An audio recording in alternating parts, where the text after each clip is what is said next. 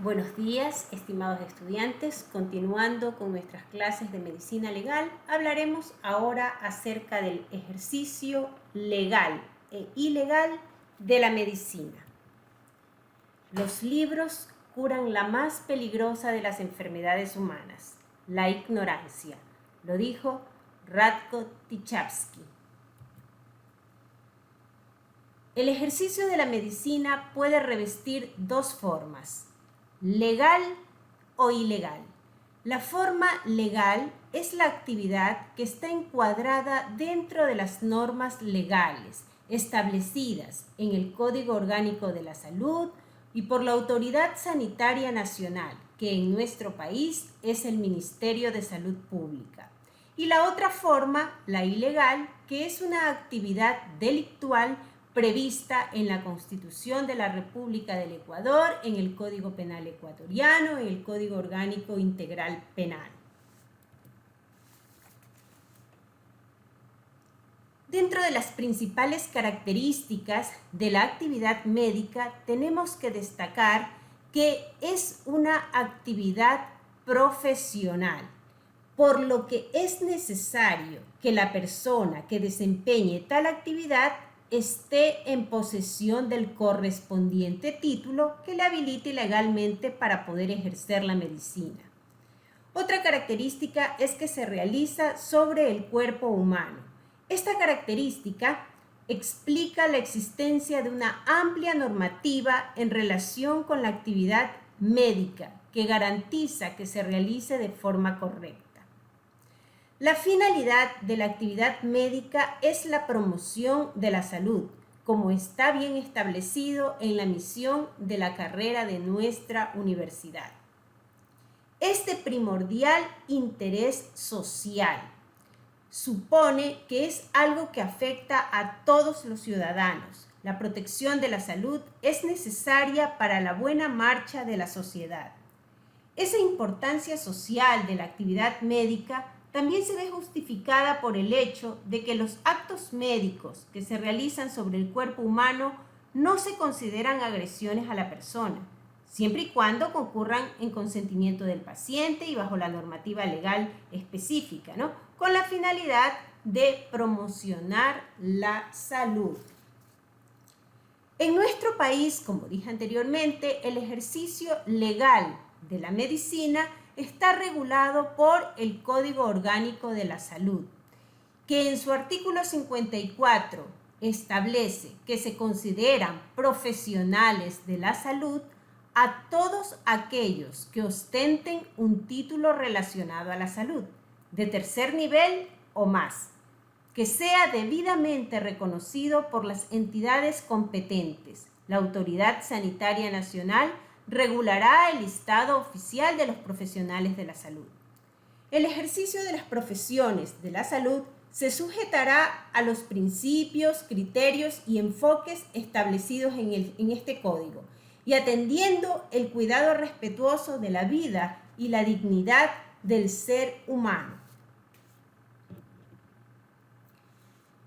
Traigo aquí un esquema respecto a los trámites previos a la obtención del título de médico que posteriormente servirán para la habilitación del ejercicio profesional. Ustedes saben que para ser médicos tienen que obtener un título de tercer nivel, otorgado por una universidad que esté legalmente establecida. Tienen que haber culminado con los 10 semestres dispuestos en la malla curricular, haber realizado el internado rotativo, que tiene una duración de 1 año calendario y se desarrolla bajo la modalidad de prácticas preprofesionales obligatorias, que la van a hacer en 5 rotaciones: medicina interna, cirugía general, ginecobstetricia, pediatría y medicina comunitaria. Luego de haber realizado este periodo de formación académica, ustedes, previo a la obtención del título de médicos, tienen que realizar un proceso de titulación que pueden hacerlo mediante 3 modalidades: el examen complexivo, un caso clínico o tesis, para luego de esto someterse al examen de habilitación que les acredite para poder ejercer legalmente. Posterior a ello, ya estarán facultados para realizar el año de servicio de salud rural, que nuestra Constitución contempla como los profesionales que cumplen el año de servicio de salud rural tendrán un contrato de duración de 1 año. Se entenderá como áreas rurales todas las que se encuentren fuera de los límites urbanos fijados para la cabecera cantonal por la respectiva municipalidad. Vamos a hablar algo acerca del examen de habilitación para el ejercicio profesional. De acuerdo a lo establecido en el artículo 104 de la Ley Orgánica de Educación Superior, se estableció una resolución número 121 firmada y aceptada en ese entonces por el llamado CEACES, que es Consejo de Evaluación, Acreditación y Aseguramiento de la Calidad de Educación Superior, juntamente con la CENESID, Secretaría Nacional de Educación Superior, Ciencia, Tecnología e Innovación, en fecha agosto del 2014, en donde se estableció en dicha resolución, en el artículo 7, la obligatoriedad de rendir el examen de habilitación para el ejercicio profesional. Todo esto está regulado por el CASES. En lo establecido se consideraba que el CASES, bueno, en aquel entonces CEACES, tenía que hacer una convocatoria unos 45 días antes. Lo hacía a través de 2 medios impresos, indicando el lugar, el día, la hora. Se comunicarían a las IES sobre este particular para que se difunda la información. Se solicitaba a las universidades o a la CENESID la nómina de los estudiantes que iban a aplicar este examen. Luego se les explicaba también que se tenían que inscribir en el portal web, imprimir este documento que es el que les habilitaba para poder rendir el examen.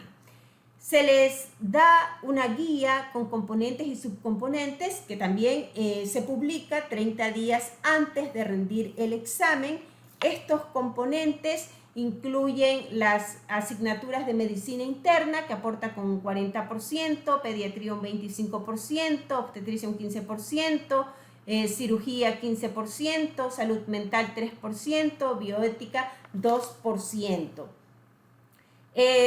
Una vez rendido el examen, se determinarían los resultados de forma satisfactoria o no satisfactoria. Si es que una persona no hubiera aprobado este examen, el resultado era notificado a la CENESID. Asimismo, a las personas que habían aprobado, pues iban a ser notificadas individualmente. Saben ustedes que para la aprobación de este examen requieren una calificación mínima equivalente al 60% del puntaje total del mismo. Este examen consta de 150 preguntas con respuestas de opción múltiple, se dan 4 opciones, se les da un tiempo de 4 horas.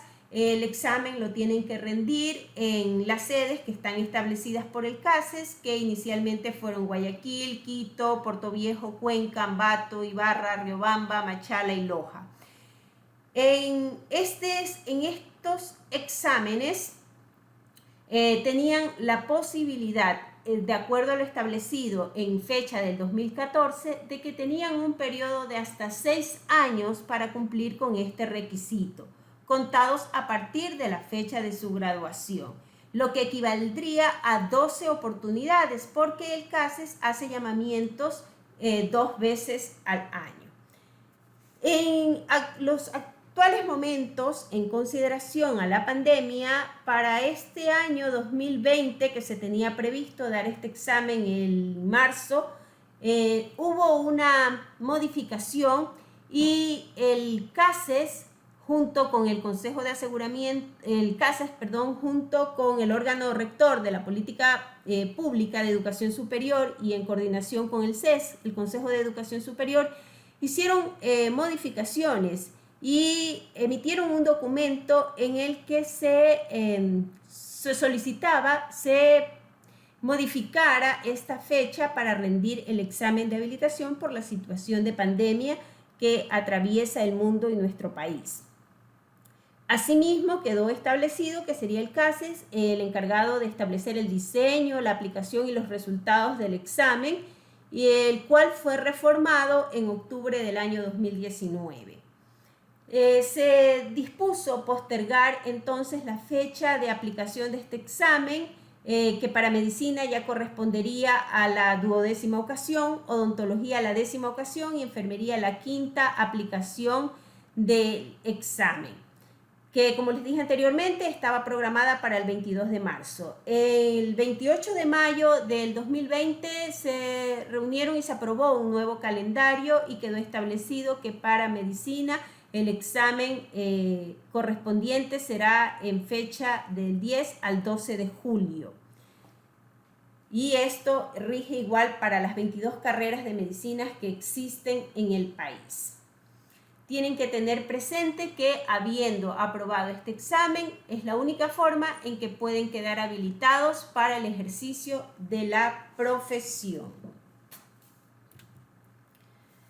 Bueno, una vez que han ustedes pasado estos 3 niveles, habiendo obtenido el título universitario como médicos, habiendo aprobado el examen de habilitación para el ejercicio profesional y habiendo cumplido el año de medicatura rural, ustedes ya podrán ejercer en forma legal como médicos en nuestro país. Al respecto, el Código de la Salud establece en su artículo 67 que ningún profesional de la salud podrá ejercer su profesión sin contar con la respectiva licencia emitida por la Autoridad Sanitaria Nacional. La licencia para el ejercicio de los profesionales de la salud será entregada de manera automática al finalizar el año de salud rural de servicio social. Como les mencioné también, la Autoridad Sanitaria Nacional en nuestro país es el MSP.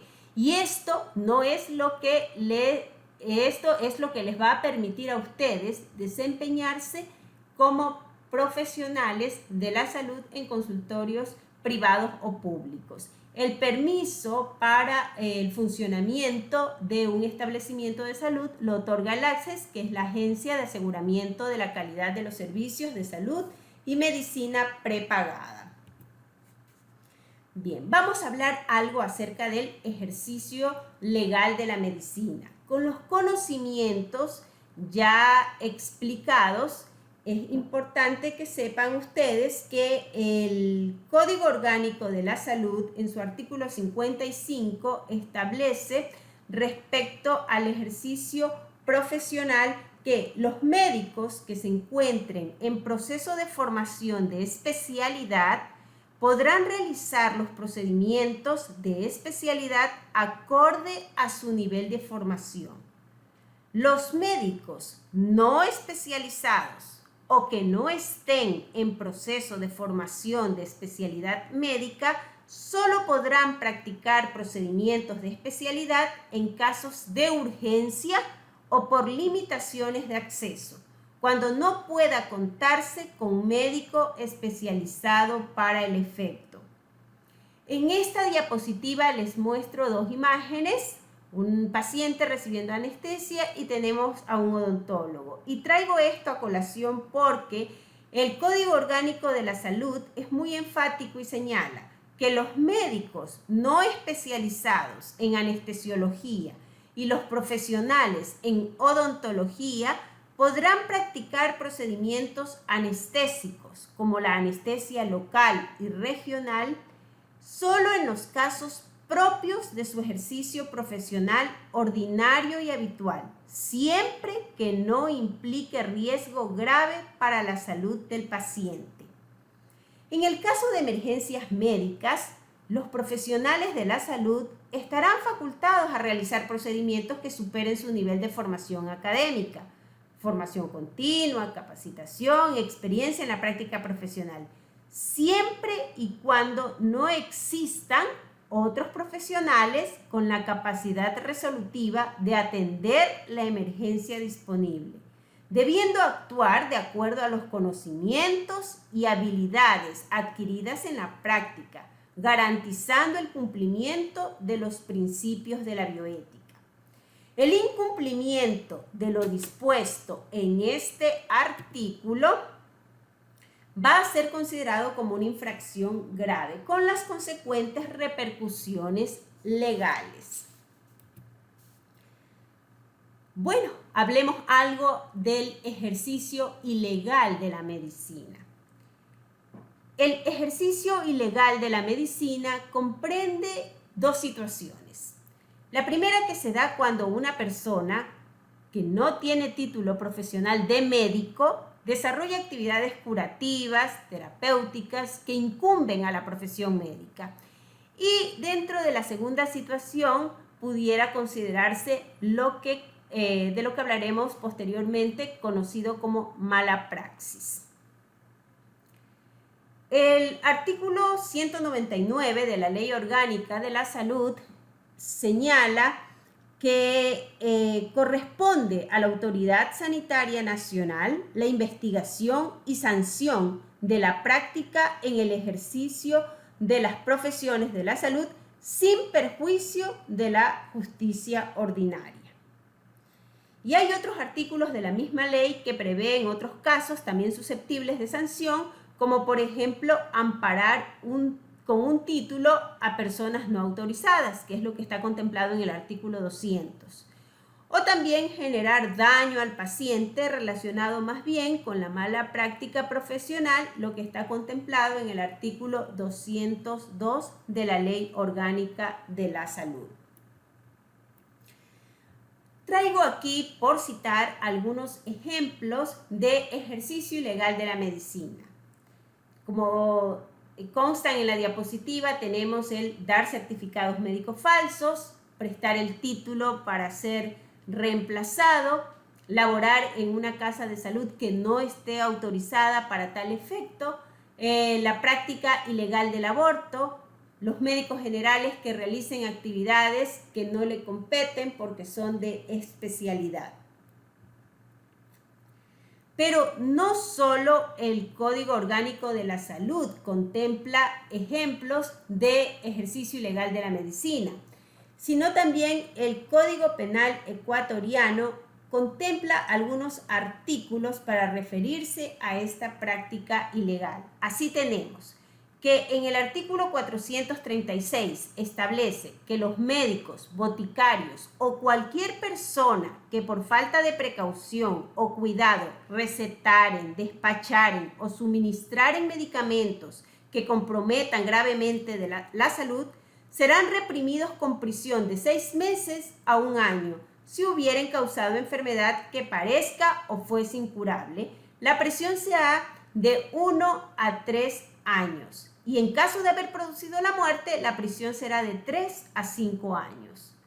El artículo 437 explica que será reprimido con prisión de 1 mes a 1 año y multa el médico que prestare su nombre a quien no tenga título para ejercer su profesión. El Código de la Salud también señala sobre este aspecto en su artículo 437 que el profesional que ampara con su título o con su firma el ejercicio de las profesiones médicas, así como las afines y conexas a personas no autorizadas, será sancionado con la suspensión del ejercicio profesional hasta por 1 año, según la gravedad de la falta, a juicio de la autoridad de la salud. Bien, pasemos ahora a otro tema y es el ejercicio profesional médico.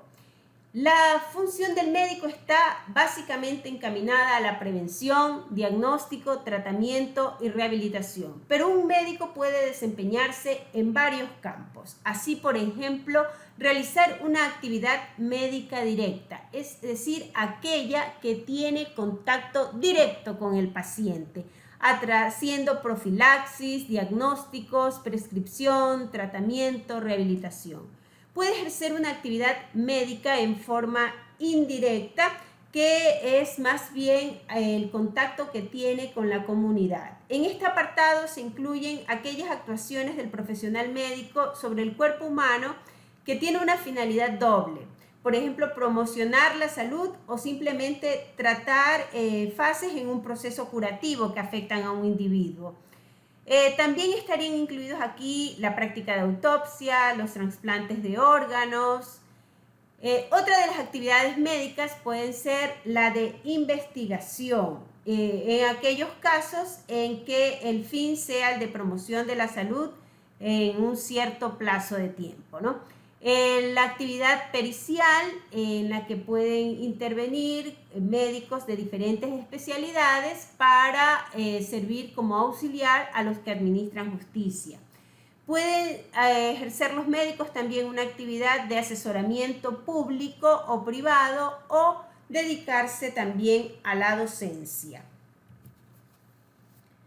Vamos a hablar acerca de las responsabilidades de los médicos, situaciones consideradas en el Código Orgánico de la Salud, en el Código de Ética Médica. Habla de que los médicos deben respetar los derechos de los pacientes, colegas y otros profesionales de la salud.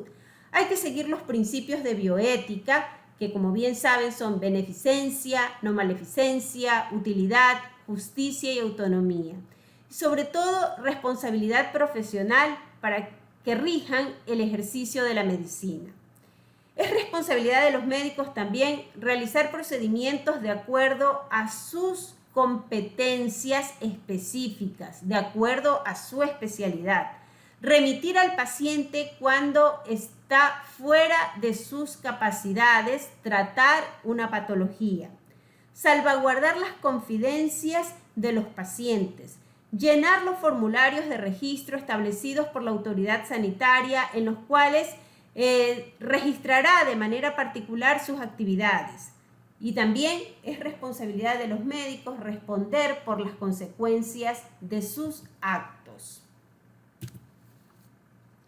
Y para terminar, vamos a hablar acerca de algunas de las prohibiciones de los médicos contempladas también legalmente.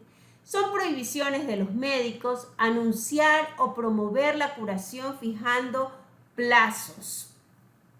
Ofrecer curaciones rápidas, sin esfuerzo y garantizadas, como por ejemplo hacer bajar de peso sin hacer dietas ni ejercicios o hacer crecer el pene. Anunciar procedimientos, técnicas o terapéuticas ajenas a la enseñanza que se imparte en las facultades de ciencias médicas reconocidas en el país. Anunciar por cualquier medio una especialización que no esté reconocida por la autoridad sanitaria. Asociarse con farmacéuticos. Ejercer simultáneamente su profesión con la de farmacéutico o instalar su consultorio en el local de una farmacia o anexado a la misma. Ejercer simultáneamente su profesión y ser director técnico o asociado a un laboratorio de análisis clínicos. Anunciar productos como una cura milagrosa. Ofrecer garantía absoluta y devolución del dinero si es que el producto no funciona. Pero, ¿qué hombre, por ejemplo, va a quejarse de que el pene no le creció con las pastillas que le había ofrecido y que le vendieron? Porque el médico charlatán sabe muy bien que la gente acepta calladamente que lo han engañado.